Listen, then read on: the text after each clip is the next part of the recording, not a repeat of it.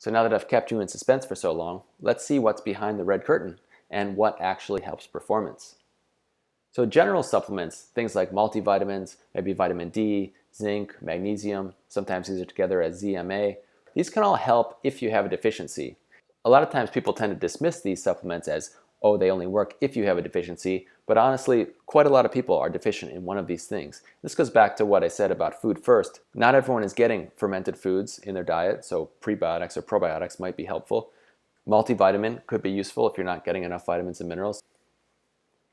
Beyond that, there are a number of proven ergogenic aids, and we're going to talk about these here. These include beta-alanine, baking soda, beet juice, caffeine, carbohydrates, creatine, sodium phosphate, and citrulline malate.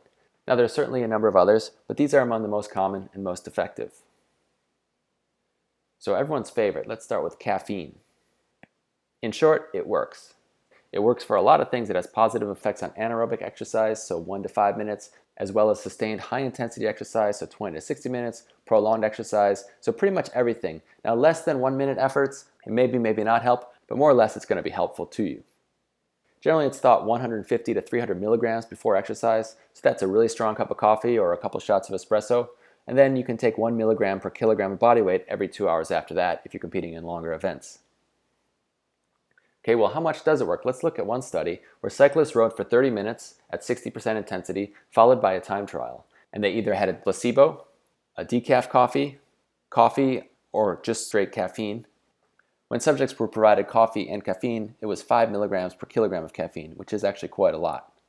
What happened? Well, we see considerable improvements in the coffee and caffeine group, as much as 4.8% faster during the time trial than the placebo or the decaf coffee. And you can see the difference in power output as well. Okay, so carbohydrates. Carbohydrates are a topic that should be a no-brainer for cyclists, but for some reason people get very scared of them. Okay, it serves a number of purposes, including refilling glycogen, which is our carb storage, maintaining blood glucose levels, and supporting an elevated carb oxidation rate. Now that might sound counterintuitive. You might say, oh, I want to burn fat, but during high-intensity exercise, i.e. bike racing, elevated carb oxidation rates will be a benefit to you. Research shows that the increase in performance from carbohydrate seems to go along with increasing exercise time. What I mean by that is that for shorter durations of exercise, carbs may be of some benefit but not as much, but then the longer the exercise time, as you see here, a pretty strong correlation with improvements in exercise performance. Now if we look at data from meta-analysis, this shows studies that used submax exercise followed by a time trial. And what we see, the line down the center means there's no difference between carb intake and placebo. If it's to the right of center, this favors carbohydrates, and to the left of center favors placebo. And as you can see, pretty much every study shows that there's a benefit to taking a carbohydrate during endurance exercise. Now, you might say, okay, well that's a benefit. Now how much do I take in? Well, we have some studies that have attempted to answer that. So we'll look at one study that used 20 trained cyclists, and they rode 2 hours at 60% intensity. And they consumed either 0, 20, 39, or 64 grams of glucose per hour, followed by a 35-minute time trial. Okay, and what happened? Well, as you see on the left, the group consuming 0 glucose, or essentially water, took about 37 minutes to complete this task. The group consuming 20 grams per hour took about 35 minutes, and then you can continue seeing improvements with 39 and even slightly greater improvements using 64 grams per hour of carbohydrate. Okay, now that was just glucose. Now we can consider the type of carbohydrate. Okay, so this study used 8 highly trained cyclists, and they rode for 2 hours at about 60% intensity, followed by a 1-hour time trial. And they consumed either water, 90 grams per hour of glucose, or 90 grams per hour of glucose plus fructose in a 2-to-1 ratio. Okay, so what do we see? We see improvements with glucose over the placebo. They got about 6 minutes faster. And then when they used glucose plus fructose in a 2-to-1 ratio, we see an even greater improvement. So again, look at the wattage down here. The difference is about a little over 230 watts for this time trial versus about 275. And these are in the same athletes, and we see a 19% improvement. They're 19% faster by consuming the carbs during exercise compared to just water.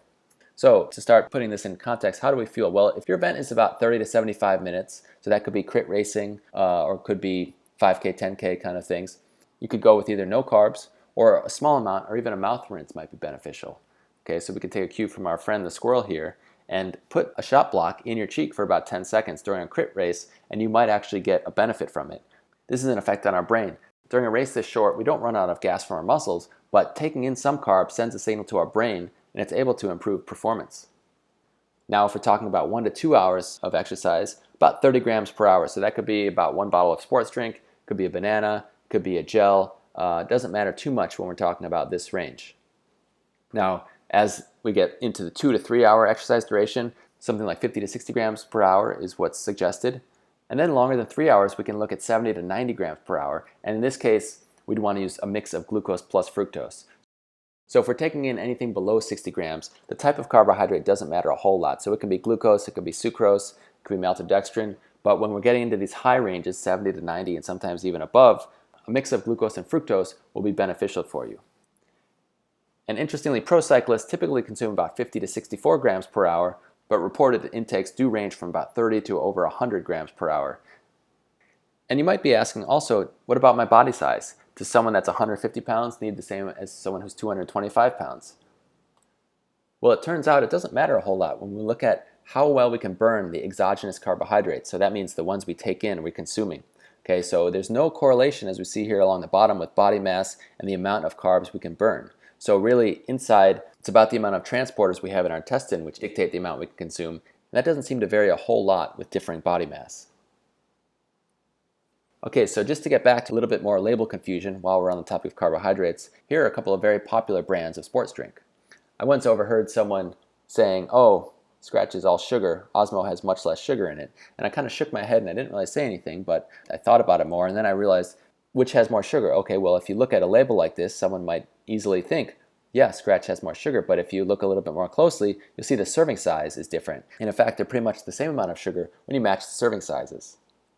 And beyond that, we actually think it's interesting to look at the ingredients. Now, I do like both of these drinks and often suggest them to people. And usually what I say is try them both and see which you prefer, usually taste-wise. But if we look at the ingredients, they might look a little bit different here, but when we shuffle them around and relist them, we see that they're actually quite similar. So cane sugar and sucrose are more or less the same thing. Dextrose and glucose are the same. Sodium citrate and trisodium citrate, basically the same thing. Citric acid, ascorbic acid, calcium citrate. Magnesium lactate and magnesium citrate are going to be similar.